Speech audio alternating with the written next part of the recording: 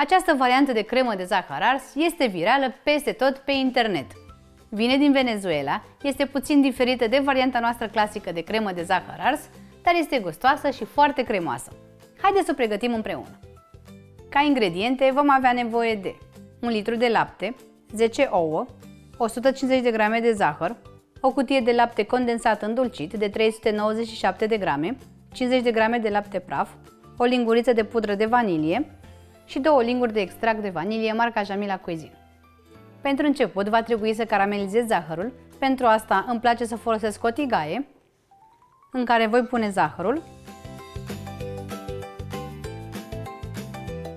Voi porni focul la mare și voi lăsa zahărul să se caramelizeze. Când zahărul începe să se ardă, voi mișca ușor tigaia, astfel încât să fie uniform caramelizat.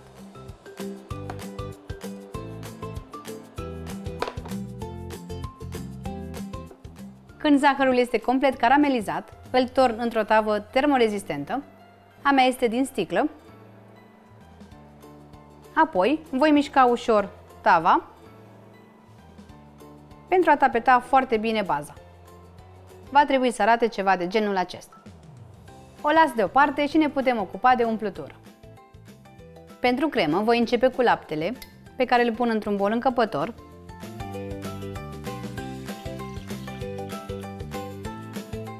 Peste lapte voi adăuga cele 10 ouă, laptele praf, care va da un gust mult mai bogat de lapte,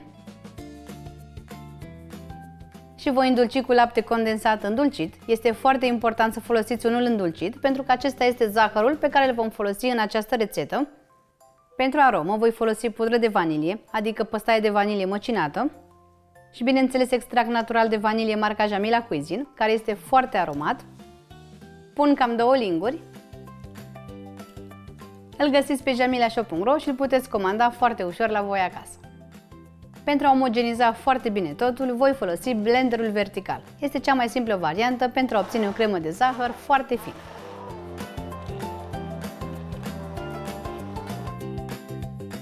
Am pus tava cu zahărul ars într-o tavă mai mare, caramelul este deja întărit, iar acum voi adăuga compoziția în această tavă. În tava mai mare voi adăuga apa fierbinte, cât să ajungă până la mijlocul tăvii. Voi pune acum tava în cuptorul preîncălzit la 170 de grade pentru aproximativ o oră și un sfert, sau până când crema de zahăr ars se va întări precum o piftie. Foarte important este să nu fie lichidă în mijloc. Crema de zahăr ars s-a copt pentru o oră și un sfert, cam așa va trebui să arate. Am scos-o din tava cu apă în care s-a copt, iar ca textură va trebui să fie ceva de genul acesta, să se miște precum o piftie. În acest moment o voi lăsa să se răcească complet, apoi o voi pune la frigider pentru cel puțin 6 ore sau cel mai bine peste noapte. Dragii mei, am scos crema de zahăr ars din frigider și am răsturnat-o pe un platou. Pentru a o răsturna, în primul rând luați un cuțit ascuțit, desprindeți ușor marginile, luați un platou și îl puneți cu susul în jos și apoi răsturnați crema de zahăr ars. Este simplu, iar în felul acesta crema de zahăr ars nu se rupe și rămâne frumoasă și intactă. Este foarte important să o lăsați să se răcească complet, pentru că ea este bună foarte rece, direct din frigider. Această variantă din Venezuela este foarte fină, foarte gustoasă și are o textură absolut perfectă. Rețeta este simplă, la îndemână și sper din suflet să o încercați și voi și să-mi spuneți cum a fost. La revedere!